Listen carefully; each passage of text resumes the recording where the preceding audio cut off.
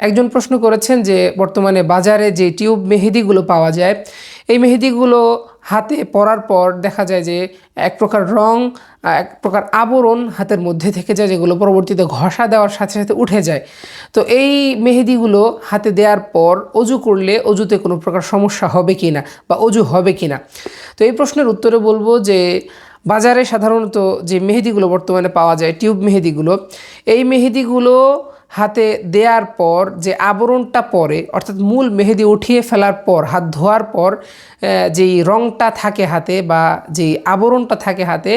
সেই আবরণটা আমাদের জানা মতে পানি চামড়ায় পৌঁছাতে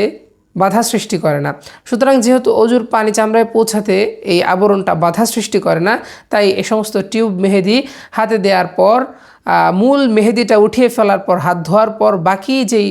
অবশিষ্ট রঙটা থাকে সেটার কারণে অজুতে কোনো প্রকার সমস্যা হবে না। সুতরাং কেউ যদি এটা ব্যবহার করতে চায়, টিউব মেহেদিগুলো ব্যবহার করতে পারে, তাতে অজুতে কোনো প্রকার কোনো সমস্যা হবে না।